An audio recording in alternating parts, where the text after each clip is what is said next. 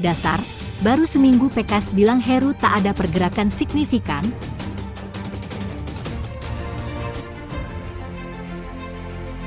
Baru beberapa hari PJ Gubernur DKI Jakarta Heru Budi Hartono dilantik ya. Lah kok gerombolan kadrun sudah pada panik coba.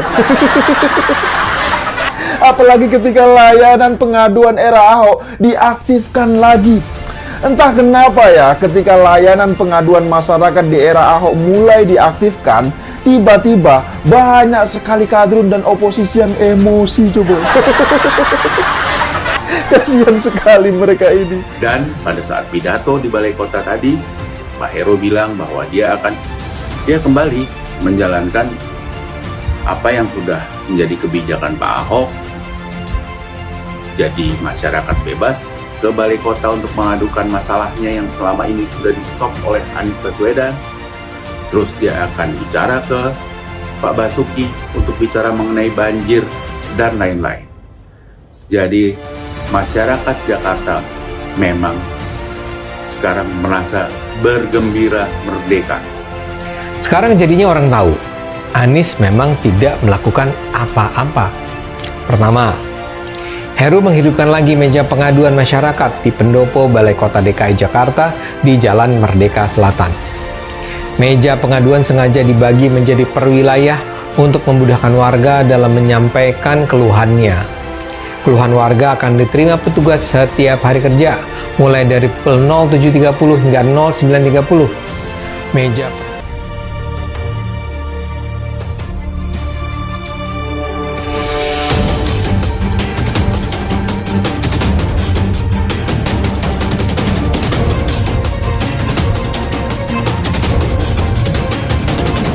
Politikus PKS Taufik Zulkifli menilai 1 minggu sejak Gubernur DKI Jakarta Heru Budi Hartono menggantikan Anies, tak ada pergerakan signifikan yang dilakukannya, belum ada gerakan yang signifikan.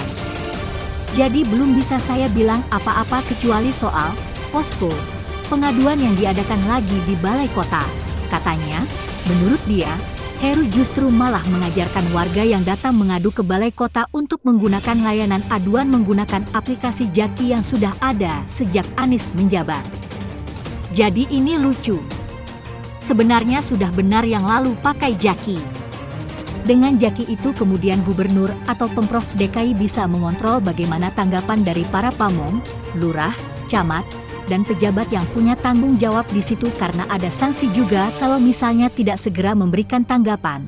Katanya, bukan PKS namanya kalau tidak berpikiran jungkir balik dan terbalik.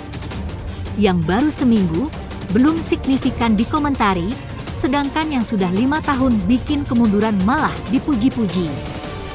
Benar-benar logika sampah, justru apa yang dikatakan PKS adalah berarti sebaliknya. Ini rumus yang sudah diyakini kebenarannya oleh banyak orang. Kalau PKS bilang Heru belum melakukan gebrakan signifikan, artinya sudah ada gebrakan signifikan. Kalau PKS puji Anies, artinya Anies kinerja nol besar. Ingat itu ya, jangan lupakan rumus ini sampai lebaran kuda. Hahaha, menurut PKS, saat pengaduan warga kemudian dipindahkan lagi ke Balai Kota, hal itu justru membuat pengaduan jadi terbatas karena banyak warga yang tak bisa datang langsung ke lokasi. Kemudian juga ini tindak lanjutnya jadi lebih lama kalau manual gini. Lebih lama, lebih susah. Kata Taufik, aplikasi Jaki sudah baik untuk dijadikan pijakan baru untuk warga Jakarta semakin fleksibel melaporkan keluhannya kepada pemerintah. Taufik mencontohkan banyak orang yang saat ini sudah banyak menggunakan aplikasi pertemuan daring seperti Zoom. Dengan hal itu banyak hal jadi mudah. Kalau Jaki ada masalah yang perlu ketemu tatap muka ya ketemu, masyarakat bisa datang ke lurah atau camatnya. Itu bisa ketemu, bukan malah dipindah lagi ke Balai Kota. Katanya, ini juga pemikiran aneh. Justru banyak yang datang ke Balai Kota karena sudah tidak ada jalan agar keluhannya ditindaklanjuti. Pakai aplikasi tapi tindak lanjut tidak ada bahkan di pingpong sana-sini, contohnya di media sosial baru-baru ini. Ada yang melaporkan tentang penerangan di JPO salah satu halte Transjakarta yang gelap lewat aplikasi Jaki. Hasilnya di pingpong sana-sini. Masing-masing lempar laporan ke pihak lain. Kalau sudah begini, terpaksa mengadu ke balai kota. Memang ini laporan sepele. Tapi pikirkan warga yang punya masalah besar yang tidak bisa diakomodasi oleh aplikasi. Kehadiran posko pengaduan di balai kota pasti sangat bermanfaat. Hanya PKS doang yang nyinyir dan sewot. PKS takut posko pengaduan menjadi ramai sehingga Anies kena imbasnya. Sudah pasti Anies akan dikecam karena 5 tahun menutup diri dari warga yang ingin mengadukan masalah rumit. PKS tak mau Anies ternodai oleh ketidakbecusannya sendiri. Sebenarnya, ketika awal menjabat, balai kota masih dibuka. Tapi tidak lama kemudian ditutup. Bahkan pintu dan jendela balai kota ditutupi gorden.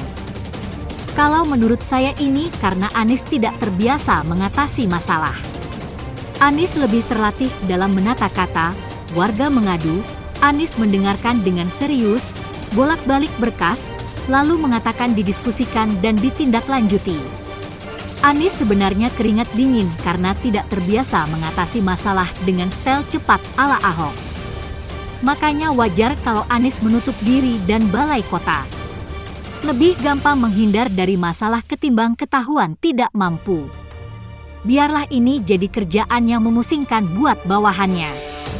Dan kalau bawahannya pun tak sanggup, biarlah warga pasrah dan menerima nasib apa adanya, yang model begini dipuji PKS. Akal sehatnya entah ditaruh di mana. Baru-baru ini ada berita yang menyebut PKS sudah punya cawapres yang akan disodorkan. Satu nama yang mengerucut yaitu Aher, mantan gubernur Jabar. Nama satu ini mungkin tidak asing bagi kalian. Prestasinya apa? Apa yang dilakukan PKS kerap menentang akal sehat. Yang bagus dijelekin, yang jelek dipuji setinggi langit. Bagaimana menurut Anda?